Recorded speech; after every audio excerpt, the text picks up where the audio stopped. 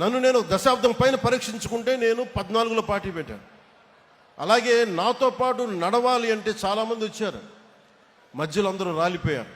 ఒక్క ఓటమికి అందరూ పారిపోయారు, పిట్టలాగా ఇరిపోయారు. నాకు ఆనందం వేసింది.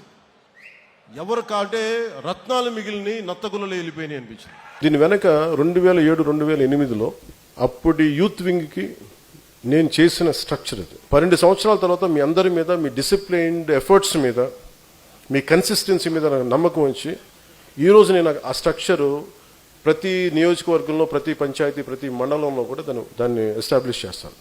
మండల స్థాయి నుంచి నేనే కూర్చొని సెంట్రల్ ఆఫీస్ నుంచి నేనే మానిటర్ చేస్తాను. నేను అది ఎంత పారదర్శకంగా చేస్తానంటే మీరే ముందుండి పారదర్శకం చేయండి. You want to become leaders. మీకు నాయకులు కావాలని ఉందా? గ్రామ స్థాయిల్లో, వార్డు స్థాయిల్లో, నియోజకవర్గపు స్థాయిల్లో, పార్లమెంటు స్థాయిల్లో, జిల్లా స్థాయిల్లో, ఒక రీజియన్ స్థాయిల్లో, ఒక రాష్ట్ర స్థాయిల్లో, కేంద్ర స్థాయిలో మీకు అవ్వాలని ఉంది అంటే నేను దానికి రోడ్ మ్యాప్ సిద్ధం చేశాను. మీ అందరికీ చాలా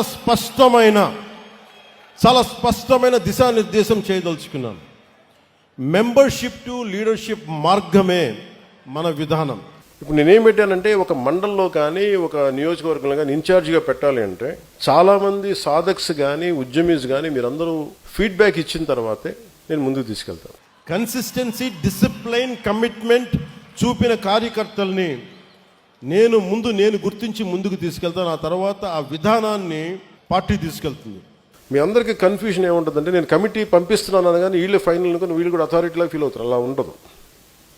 ఇది కేవలం మిమ్మల్ని దరఖాస్తులు స్వీకరించే కమిటీలే. They are not the authority.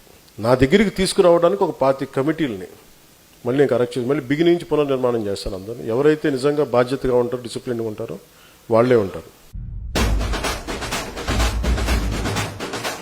Membership to leadership మార్గమే మన విధానం.